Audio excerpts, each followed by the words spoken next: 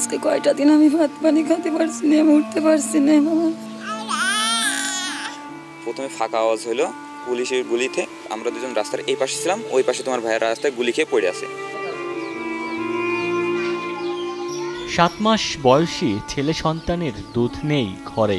19 জুলাই সন্ধ্যার দিকে দুধ কিনতে বাসা থেকে বের হন শাহরিয়ার শুভ। বের হওয়ার পর মিরপুর 2 ও 10 নম্বরের মাঝামাঝি এলাকায় পৌঁছালে হঠাৎ মাথায় গুলিবিদ্ধ হন তিনি। রক্তাক্ত অবস্থায় লুটিয়ে পড়েন মাটিতে। পরে স্থানীয়রা উদ্ধার করে আগারগাঁও নিউরোসায়েন্স হাসপাতালে ভর্তি করেন।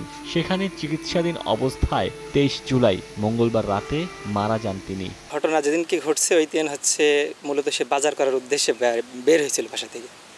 সে অন্য কোনো কিছুর সাথে জড়িত ছিল না, সে মূলত চাকরি করে। মূলত পরিবারটা তার আয়ের উপরে নির্ভরশীল ছিল।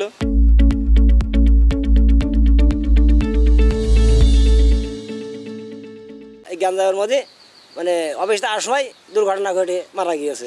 বাচ্চার আম্মাকে বলছিল যে কি আনা লাগবে, তো বাচ্চার বাবা বলছে যে ঠিক আছে, আমি নিচে থেকে নিয়ে এসে আবার উপরে উঠে আসব। তো ওই উদ্দেশ্য বের হওয়ার পরে আনুমানিক 6:30 থেকে 6:45 দিকে উনি গুলিবিদ্ধ হয়। প্রথমে ফাঁকা আওয়াজ হলো পুলিশের গুলিতে, তারপরে সবাই দৌড়াদৌড়ি শুরু করলো। তারপরে দেখা যাচ্ছে ওখানে কয়েকজনের গায়ে গুলি লাগে। তার ভিতর 3 জন যে নিয়ে আসছিল প্রত্যক্ষদর্শী বলছে যে ওখানে 3 জন স্পট ডেড হয়ে যায়। আর তোমার ভাইয়ের মাথায় আমি দেখলাম যে আমরা দুজন রাস্তার এই পাশে ছিলাম, ওই পাশে তোমার ভাইয়ের রাস্তায় গুলি খেয়ে পড়ে আছে। ভাইয়ের মানিব্যাগে ভোটার আইডি কার্ড ছিল। ভোটার আইডি কার্ডে ওখানে জেলা, পোস্ট অফিস আর গ্রামের নাম দেওয়া ছিল। ওখান থেকে ভাইয়ের 999-এ ফোন দেওয়ার মাধ্যমে দিয়ে আমাদের চুয়াডাঙ্গা জেলার থানায় ফোন দেওয়ার পরে আমাদের বাসায় খোঁজ দিয়েছে।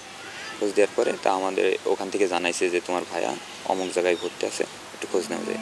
যশোরে বিসিএমসি পলিটেকনিক থেকে ইলেকট্রিক্যাল ডিপ্লোমা ইঞ্জিনিয়ারিং পাশ করে চাকরির জন্য ঢাকায় চলে যান শাহরিয়ার শুভ।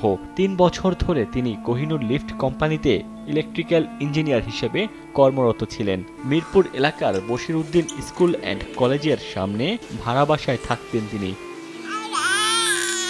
শাহরিয়ার শুভকে গুলি করে হত্যার ঘটনায় অভিযুক্তদের দৃষ্টান্তমূলক শাস্তির দাবি জানিয়েছেন স্বজন ও স্থানীয়রা।